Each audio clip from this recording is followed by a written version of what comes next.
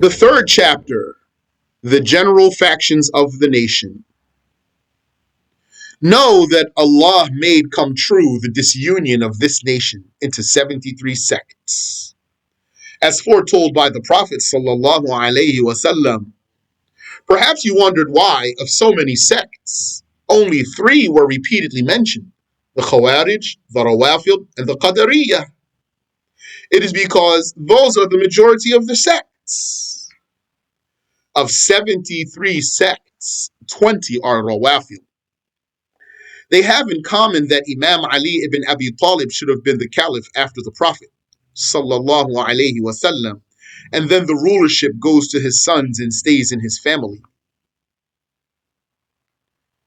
Every faction of Shiites attribute themselves to one of the Imams of the family of the Prophet sallallahu alaihi wasallam, except the Kaysaniyah, who affiliate themselves with Muhammad ibn al-Hanafiyyah. Because the Shiites believe that the rulership stays in the Prophet's family from the descendants of Ali.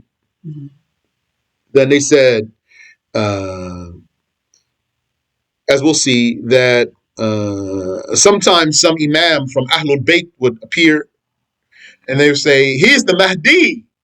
And then they would, in their claim, they would follow him. They attach themselves to him or jump on a bandwagon, basically. And then they have deviance. And they say, "We are the patriots of Imam Zayd," or "We are the patriots of Imam Ja'far," or "We are the patriots of Imam Fulan," from the Prophet's family. And all those Imams were Sunni Muslims, had nothing to do with any of their Shiite shenanigans. Except the only one that wasn't from the Prophet's family that the Shiites are clinging to is Muhammad ibn al-Hanafiyyah. He's one of the sons of Ali, but he's not from the Prophet's family. Because he's not from Fatima. He's from Ali's slave woman. But he became a famous Imam amongst the Tabi'un. So there's a group of Shiites who said he should have been the Imam at his time. Those are the Kaysaniyah. These Kaysaniyah, I don't know if they even exist anymore. They claim to be followers of these imams after they had already passed, not during their time. Sometimes during their lives also. And did the imams speak out against? Yeah. Okay. Like even in this case, Muhammad ibn al-Hanafiyyah. We'll see when we get to their story what happened, inshallah. And what is strange is that all of those imams are Ahlul Sunnah. Every single one of them was a Sunni Muslim. Their true goal is to justify the irreligiousness and evil that they had been keeping inside. And their hustle was to claim to be advocates of nobles from the family of the Prophet sallallahu alaihi wasallam. Otherwise, they do not have any evidence on which they rely for their fairy tales. We'll see. They're weird, mashallah, the Shiites. I met a black Shiite once. I was so surprised.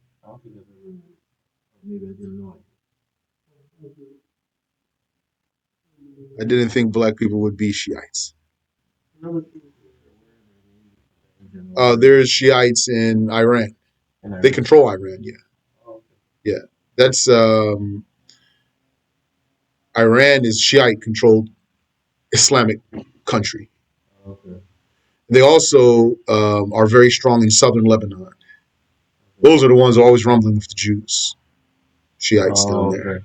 All that so-called Hizbullah. Shiites. They prey on rocks, right? Yeah. I don't know all of them do. I was in a temple one time and I saw a rock in the ground in the praying place, and I was confused. What is this doing here? MashaAllah. Yeah, their claim is that rock is a piece from Karbala, the land of Karbala. Unless I'm mistaken here, this is what reached me. It's supposed to be a piece of the land of Karbala where Al-Hussein was killed. So when they prostrate on that. Also, the Shiites are awaiting an Imam from Ahlul Bayt that they call the Mahdi. He will come and teach them their religion, in their own claim. He will come and teach them their religion, and until then, according to them, they do not have authentic religion. Because the companions ruined it. Because according to them, the Prophet said Ali was supposed to be in charge. The companions ruined it. They hid all the evidence, and they perverted the Quran, and they punked Ali out of his position. And then Ali shut his mouth and he lowered his head and he fell in line. No, they don't say that part. But Yeah. that's what it leads to. Yeah. Yeah, that's what it implies though, because of what else happened there. Yeah. 20 are the Khawarij who claim that any major sinner from Muhammad's nation is a blasphemer, staying in hell forever and ever, except one faction called the Najadat. They didn't say he's a kafir. They didn't say he's a disbeliever. They said he is a kafir, but it means he's ungrateful. Doesn't mean he's a blasphemer. They claim that the major sinner is a kafir, but meaning ungrateful for his Lord's endowments, not disbeliever. They are all in agreement, the Khawarij, all the Khawarij factions, that Imam Ali and Uthman and the fighters in the Battle of Al-Jamal and the two moderators and anyone who accepted either of those two moderators all blasphemed.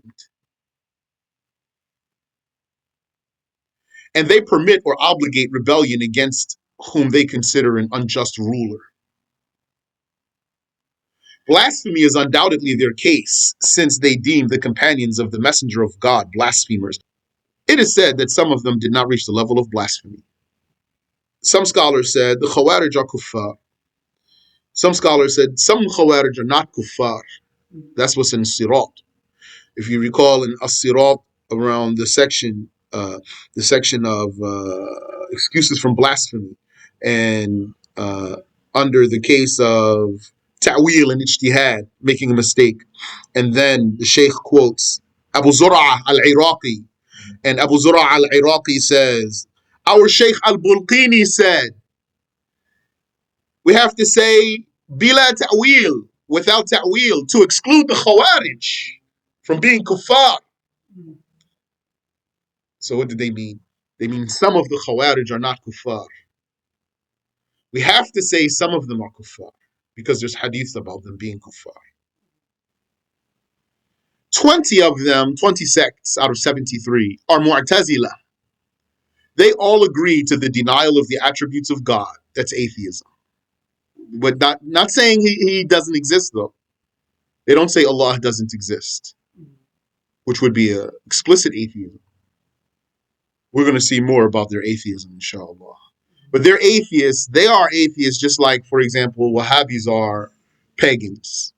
Does the Wahhabi say, let's worship the idol, let's liken Allah to the creations? No, he doesn't. We still say, though, about him, he's a mushrik. So like that, they don't say Allah doesn't exist. We still say about them that they're atheists, though. Mm-hmm. And also, they agree that Allah cannot be seen, and that the actions of the slaves are their own creation. This is why they were called Qadariyah, destiny deniers. Also, they have agreed that the major sinner is in a station between two stations. This is why they were called the Mu'tazila, outcasts, for saying what no one in the nation said. They have many strange blasphemies that shall come. 5 sects out of 73 are the untainted Murji'ah. That means just pure Murji'ah without something else in their creed, who deny that believers will be punished. Their aqidah is called irja'. So they're called the Murji'ah because they believe in irja', which is postponing. And what it means here is exonerating. Means they're exonerating every believer from punishment. That's just pure irja' without something else in it. So 5 out of 73 sects are Murji'ah, who don't have some additional bid'ah. They don't have an extra heresy on top of their irja'. That by itself, kufr? Yes. Mm-hmm. And the Prophet ﷺ, he made takfir on them when he said, Sinfani min ummati laysa lahuma nasibun fil Islam. 2 groups from my nation have no share in Islam. Al-Qadariyatu wal-Murji'ah. the destiny deniers, and the exonerators. An-Najjariyah. And 3 sects out of 73 are Najjariyah, the followers of Hussein ibn Muhammad an-Najjar, who agree with Ahlul Sunnah in some fundamentals, like the voluntary deeds of the slaves being created by Allah. That's called Khalqul Af'al. That's the name of that mas'ala. The name of the case is Khalqul Af'al, the creation of the deeds. So the Mu'tazila, they talk about Khalqul Af'al, and what they mean is the human creates his own deeds.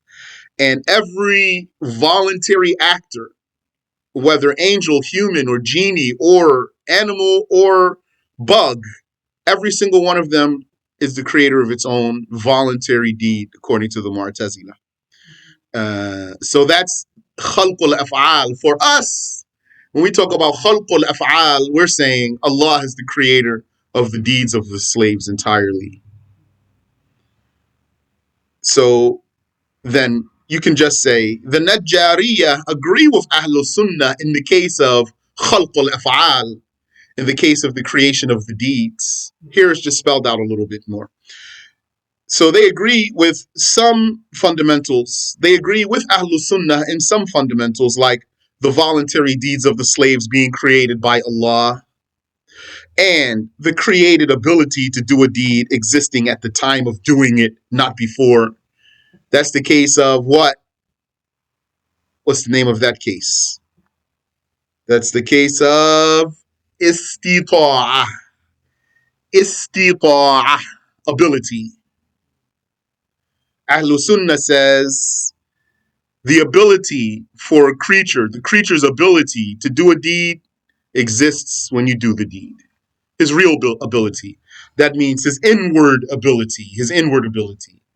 When we say that the ability to do a deed exists at the time of doing the deed, we're not talking about the means that you have to do the deed. Mm-hmm.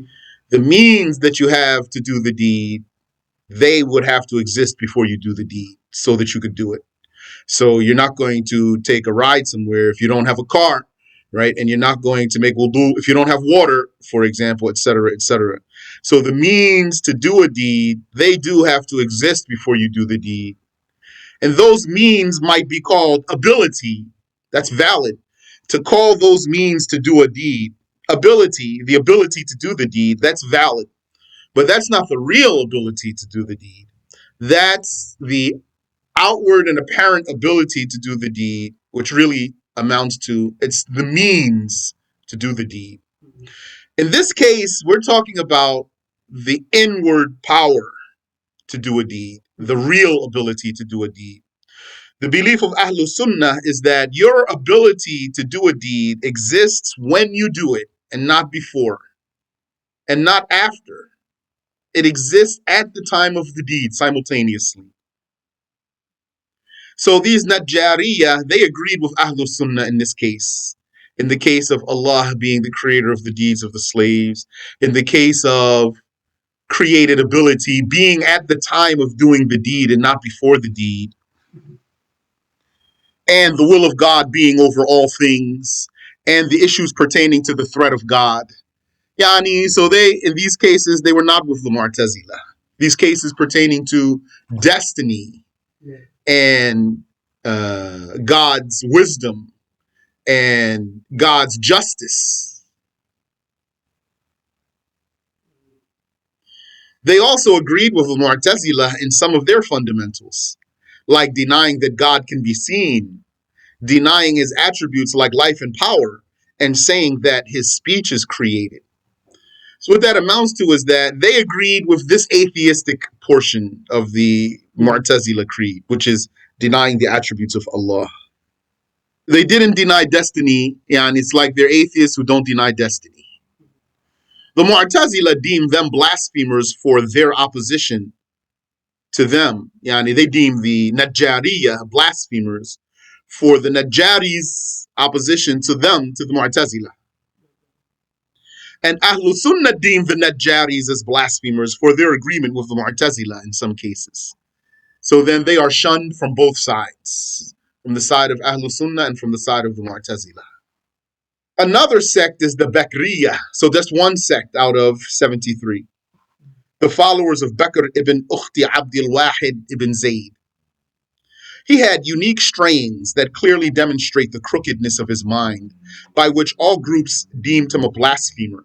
And his strains are not mentioned here in this chapter, where we talked about the general groups of the nation, because his strains are very scattered and not something that's easy to just quantify. So we're going to come back to the Bakriya when we talk about the sects in detail. And also, we're going to see some of his sayings scattered throughout the book in different chapters where they're relevant, inshallah. So he doesn't have a concrete thing that that people can hold him and his followers to. Yani, I don't know a name for the cases that he talked about. He said very strange things, like his mind is scattered. MashaAllah. Reminds me of Ibn Taymiyyah. Yeah, he has strange things, Ibn Taymiyyah. Someone would be fooled. They would think he must be coherent and intelligent, Ibn Taymiyyah. Look, all these books he wrote, big, massive books. But if you understand what he's saying and you read in there, it's scattered. He's not well. MashaAllah. Another group is the Dirariyah, the followers of Dirar ibn Amr. He agreed with Ahlul Sunnah concerning the actions of the slaves being created by Allah, and denying that a chain reaction is a creation of the slave. Chain reaction, that case is called tawallud. Tawallud. There's a section here in the book about tawallud. But it means to believe that in a domino effect or a snowball effect, that means that they believe that you're the creator of the initial deed and everything that followed from it. That's the chain reaction. So if you tipped over the first domino and then all the dominoes afterwards fell, they say you created the tipping of the first domino as well as every other domino by a chain reaction. And according to them, that's your creation by way of chain reaction. Tawallud, by way of tawallud. So this Dirar ibn Amr, he agreed with Ahlul Sunnah concerning tawallud, yani denying that a chain reaction is a creation of the slave. We're going to say Ahlul Sunnah didn't even talk about tawallud. That's not a case for Ahlul Sunnah. Yani, because that just falls under what we believe generally, that Allah is the creator of everything. We don't have something separate there. So the Mu'tazila, they came up with something there. It's one of their cases. On the other hand, he agreed with the destiny deniers about created ability existing before the deed, but with a slight difference that shall return, God willing. Al-Jahmiyah. Another sect is called the Jahmiyah, the followers of Jahm ibn Safwan. His way was that no living creature has any choice or will. They are all coerced and compelled to do whatever they do, and they have no ability in any situation. So that's the opposite of denying destiny. And anyone who ever attributed any doing to other than Allah, according to them, then it is only a figure of speech. According to them, saying the boy ran is like saying the wall fell or the water ran and the like. They say the boy ran is equal to the water ran. And they mean just like the water has no will, the boy has no will. That's blasphemy. And that paradise and hell come to an end like everything else. That's from the Jahmiyyah. That's one of the more famous deviant sects, the Jahmiyyah. Those are the ones the Wahhabis call us them. They say, they say those people are Jahmiyyah. because, as we'll see, the Jahmiyyah denied the attributes of Allah. In a way, we'll see how they did it. So, since according to the Wahhabis, we deny Allah's attributes because we don't take them literally. So they said we're Jahmiyyah. One sect is the Karramiyah, the followers of Muhammad ibn Karram, who used to call what he worshipped a body having only one edge, his side that contacts the Arsh.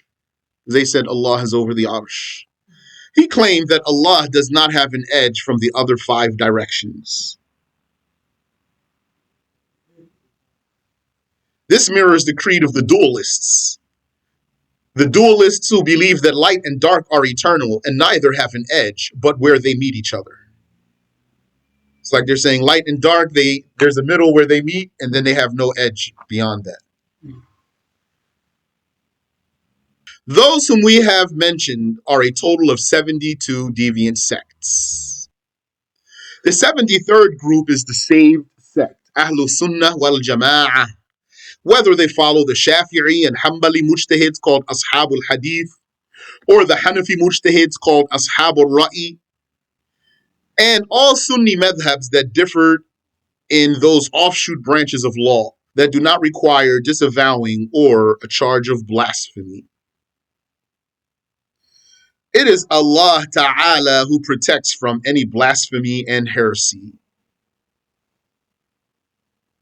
Ahlul Sunnah, with all of its madhabs, is the sect most similar to how Allah described His Prophet sallallahu alayhi wasallam when He said, إِنَّ الَّذِينَ فَرَّقُوا دِينَهُمْ وَكَانُوا شِيَعًا لَسْتَ مِنْهُمْ فِي شَيْءٍ. Indeed, those Jews and Christians who disunited their religion and became factions, you, Muhammad, are in no way one of them. Because, this is the case, Ahlul Sunnah is like that, because they are united amongst themselves without deeming each other as blasphemers or disavowing each other. They stand all together for the truth and are therefore truly the Jama'ah, the united group. May Allah protect the truth and its people. Ameen. There is no group that opposes Ahlul Sunnah, but that they deem each other blasphemers and disavow each other, except rarely. Like the Karramiyah of Khurasan, there are 3 subgroups of them, the Haqa'iqiyah, the Tara'iqiyah, and the Ishaqiyah. But they are all counted as the same sect because they do not deem each other blasphemers.